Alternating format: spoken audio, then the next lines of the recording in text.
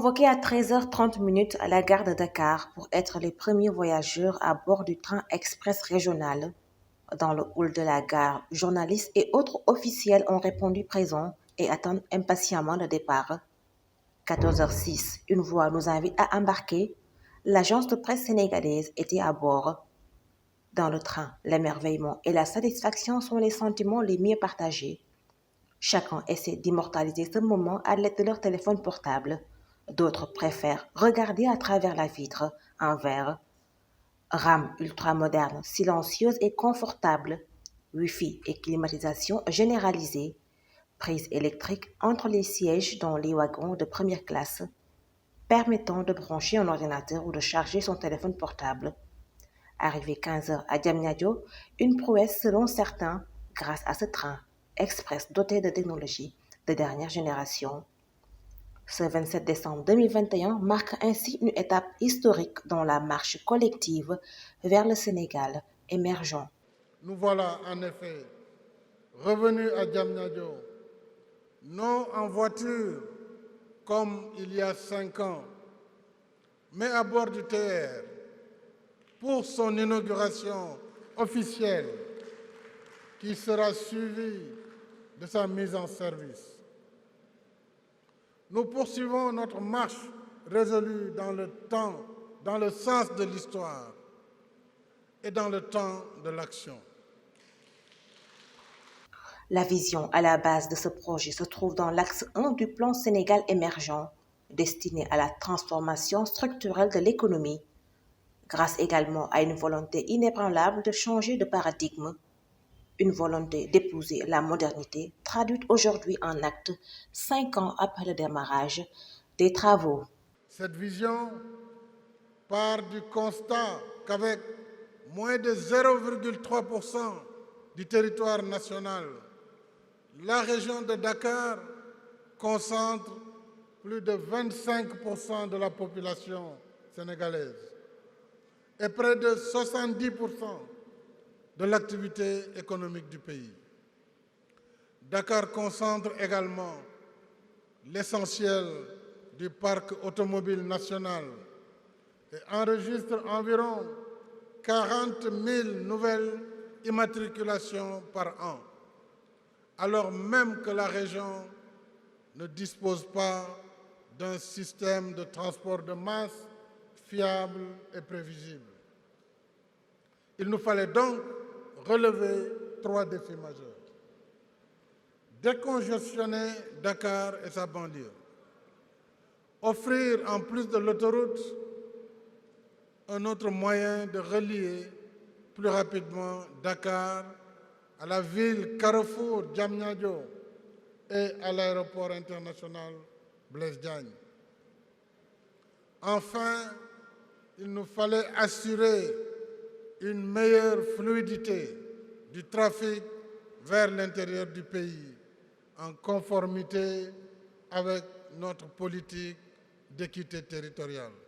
En somme, il s'est agi de penser et passer à une nouvelle ère de modernité du transport qui règle les problèmes d'aujourd'hui et anticipe sur ceux de demain. La construction du TER et de ses nouveaux rails a par ailleurs impliqué une vingtaine d'entreprises françaises, dont Eiffage, Engie, Thales, CNCF, mais aussi turques et sénégalaises. La France est aussi fière d'avoir accompagné ce projet en mobilisant absolument tous ses instruments de financement, aux côtés d'autres bailleurs multilatéraux, qu'il s'agisse des prêts de l'AFD pour 230 millions d'euros, de ceux du Trésor français pour 110 millions d'euros, ou bien encore des garanties export de BPI pour 48 millions d'euros.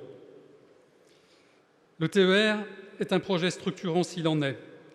Cet équipement de dernière génération permettra de fluidifier le trafic, de réduire les temps de déplacement, d'améliorer la sécurité des transports, de diminuer les niveaux de pollution, en un mot, d'améliorer très concrètement la qualité de vie des quelques 4 millions d'habitants de la communauté urbaine de Dakar. Le projet est réalisé en 2 phases. Une première phase allant de la gare de Dakar à Diamniadio, la seconde phase devant aller de Diamniadio à l'AIBD.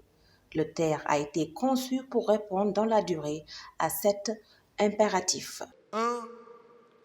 Le transport de masse avec 15 trains, chaque train pouvant accueillir jusqu'à 565 passagers, pour un potentiel de 115 000 passagers par jour.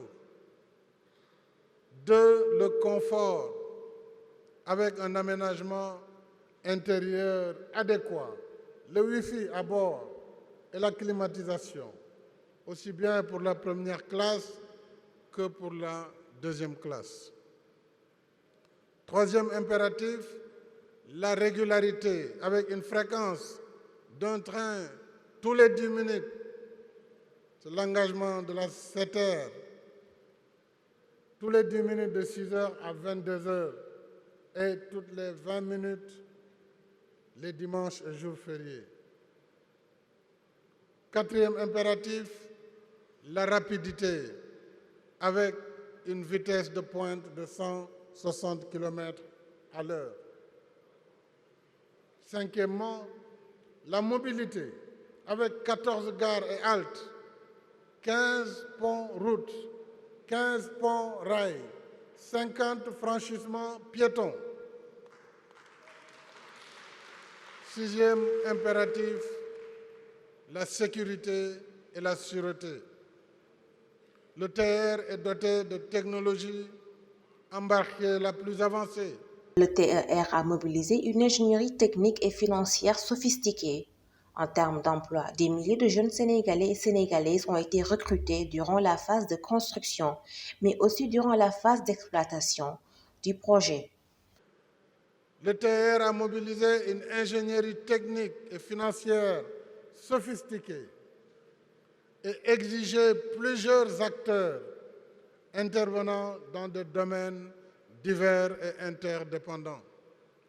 Au total, nous l'avons vu, le chantier a nécessité plus de 25 millions d'heures effectivement travaillées, 7 millions de mètres cubes de mouvement de terre, 300 000 mètres de rails, 300 000 mètres de ballast, 125 000 mètres cubes de béton et 20 800 tonnes d'acier, pour ne donner que quelques indicateurs de l'envergure du projet du TER. Ce projet a généré 4 119 emplois directs et 1 637 emplois indirects, dont la quasi-totalité est occupée aujourd'hui par des jeunes Sénégalais, jeunes hommes et jeunes filles en particulier. Pour que le TER aille loin et durablement, vous avez fait confiance à l'une des plus vieilles compagnies ferroviaires du monde. La SNCF est l'une de ses filiales, Keolis. Et vous lui avez demandé d'embaucher 950, je dis bien 950 Sénégalais, et leur permettre de prendre les commandes de l'un des trains les plus perfectionnés du monde.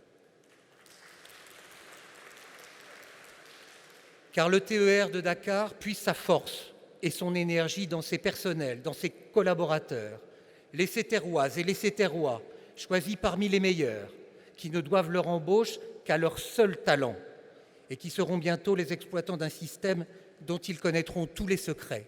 Nous allons leur donner tous ces secrets. Ils sont jeunes, leur moyenne d'âge est d'un peu plus de 30 ans. Ils sont 60% d'hommes, mais surtout déjà 40% de femmes. Ils ou elles sont des ingénieurs surdiplômés ou des agents de maintenance encore peu qualifiés pour lesquels la SETER offre le contrat de la première chance. Macky Sall a annoncé une commande additionnelle de 7 trains auprès de la société Alstom pour permettre au train express régional de desservir l'aéroport international Dakar-Blaise Diagne de Diass. Pour le moment, du 28 au 13 janvier 2022, une campagne Sargal Sénégal est offerte aux Sénégalais afin qu'ils puissent découvrir ce nouveau moyen de transport.